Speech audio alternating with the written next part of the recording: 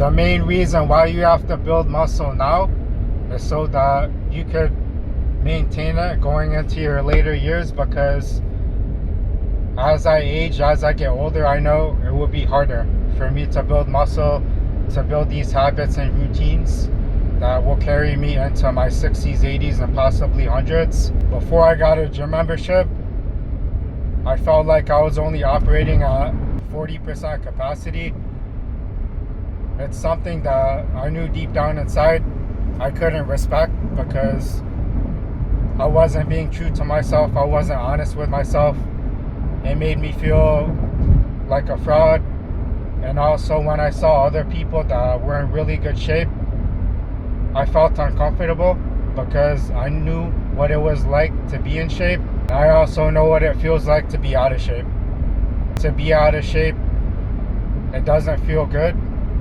It feels like there's a void missing. I didn't feel attractive. It was harder for me to put myself out there to speak to other people, because I knew that I wasn't doing my best inside my heart, and in my mind it showed from the outside, because we project how we think. Our habits are a daily sum. Our daily habits are a sum of who we are and where our focus is. I remember a time when I would use work as an excuse. Obviously, I know we're all busy. Sometimes we have to work late, or we have to work on the weekends. Then there's other times when we get to choose if we want to put in those extra hours, or if we have to, or if we don't. I'm still working on my sleep to try and get my 7 hours of sleep, because I know that 5 to 6 hours is not enough for me. My strategy is going to be different, because I'm going to be eliminating a lot of the processed foods that I was eating. If you guys have cravings, junk food, eat all of it. When you're sick and tired of looking the way that you look, you're sick and tired of feeling the way that you feel, you would have the opportunity, the fuel, the drive to change, to level up as a person and become the man that you know you should be. Because for the longest time, I told myself that, why do I have to go work out? I don't have to go work out. I can look like a pile of trash. I get to go work out so that I get to look good when I walk around, so that I can have better cognitive abilities, so that my mental health is better. I think this journey for me is more about me trying to save my life, and to create a platform of where I would have to be held to a high standard, because my branding is how I look. And if I look like trash, I'm not gonna be a good role model for you. But if I could show everybody of how to live, how to be on point, how I got shredded in 2 months, it would be a better experience. It's something that I could be proud of. I'd be able to learn more, to be able to lead, and to have deeper relationships with other people. Also, for my emotions, I felt that I blocked out my emotions, because I felt a lot of pain in the past. I felt directionless, aimless. I wasn't loving myself and speaking to myself properly. I had to learn from self-development books on better ways of thinking, better habits. For example, how do we use the stories to empower us? Am I reading books that will help solve the roots of my problems and prevent depression and the leading thoughts? Because I'm pretty sure all men have had the leading thoughts before. Life, it can be a struggle. Sometimes we need courage to be able to go through everyday life. And as a man, I feel that I should be able to balance my life so that I can balance other people's lives. If I'm not being true and honest to myself, I would project that out to other people, and they would also treat me in that manner. Because I need to have self-respect and love for myself, so that other people can also give that to me.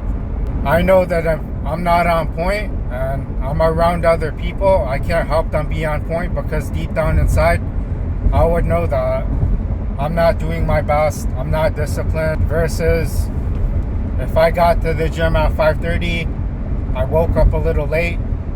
I was trying to do my 8 a.m. routine where I would wake up earlier, I would practice gratitude, I would journal, I would plan out my day for things that I wanted to accomplish, my tasks that would bring me closer to my dreams and goals. Even me looking myself in the mirror in the morning and giving myself a high five, that book by Mel Robbins, it's me trying to be my best friend, my cheerleader, to be laser focused on the goals that I wanted to accomplish. There's about 5 months this year, and I hope my journey, my path will be way different going into the next year.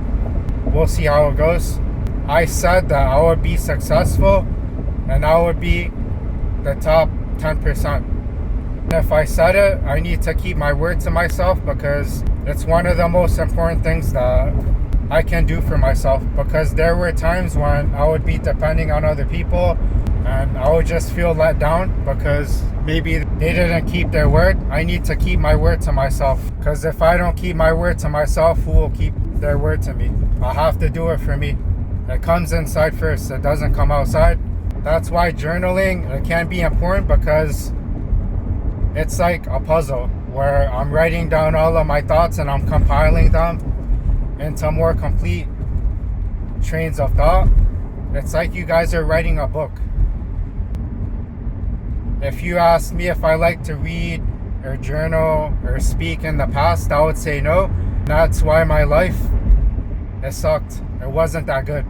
I have to pretend like I don't know anything. I'm an open mind, open heart. I'm a sponge. I'm willing to change. That's how desperate I was, because 2 months ago I felt like eating lead and I was thinking of ways of how I would end it. And those kinds of thoughts, I would prefer never to have them ever again. For you guys, I hope you guys never experience these kinds of things, but sometimes you can't be protected. You have to go through it to feel the pain in your heart, to go through a heartbreak like you guys can't breathe, to feel so low that you would feel desperate enough to get help. You can change that into feeling worthy of getting help, because we're all connected here. We're all trying to live our best lives, and if you're not right now, I can understand. I've been there. Shape, I wasn't working, I was playing video games, I looked like trash. And my chick, she went to go hang out with another guy, and I felt like I was sabotaging myself. I was pushing her away because I didn't want kids. I never had kids because I knew I was messed up, because I didn't grow up with my mother. I was missing pieces, and I just didn't feel worthy enough to have kids because I knew the cycle would get repeated. I grew up poor in the United States. I remember working when I was 13 because there was no food in the refrigerator, and to grow up without a parent, it's pretty painful, because every day I would think about her, I would think that she died in my mind, and there would be times when I would just go in a room and I would fucking cry, you know. I remember meeting her when I was 38, and she was talking about the past, about my brother, and then I had to go to the bathroom because I didn't want her to see me cry. And these are little things that can be overcome. I want you guys to be your own hero. I want you guys to be your own superstar, your own professional athlete, and know that you could do it, to give yourself credit and to feel worthy of getting help if you did need it. I think fitness, it gave me goals. It allowed me to look better, to look like a UFC fighter on weigh-in day. It allowed me to network with my coach and other men inside of a community, and to have brotherhood, to have friendships, to grow on a professional level, and to learn different things, because I think life is like a video game. And if you didn't know life is a video game, you're probably getting played, because you could imagine what you think, how you feel, It probably didn't come from you. It came from society, your family, church, school, other entities, the things that you're watching, the music. Ask yourself if you still agree with how you think, how you feel. Is it true? Are you living a life that you're proud of? Would you want to live your life this way for the next 25 years? I know for me, I had problems with food because it's a comfort. And everything in life is a trade-off. It's a sacrifice. You're going to give up something to get something. Make sure you guys are eating whole foods. Cut out the garbage. I went on this trip to Medellin. I took 2 drinks. Only 2 drinks. And I bought a bracelet. And I was feeling pretty nauseous. The bracelet that I bought, I threw it in the trash. And I felt super stupid. I felt weak as a person. That's why I'm not going to drink for this year anymore. I don't see the point of it. Because it doesn't serve me. My dad used to smoke when I was a little kid. It used to give me a headache.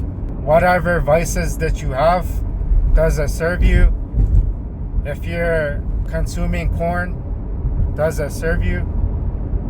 If you did it like once or twice, it's whatever, right? But then if you're doing it for hours on end, how you solve that problem is you get busy on a hobby. You get busy on something else because, in all honesty, if your fitness was dialed in, you wouldn't have time to do anything that is out of the ordinary. For self-development, you should work harder on yourself than you do with anything else in the world because you're the star of your show. You're the main person. I hope you guys got a lot of value out of that. Please like, share, and subscribe. Comment down below what hit the hardest for you. I'll check you guys in the next one. Peace.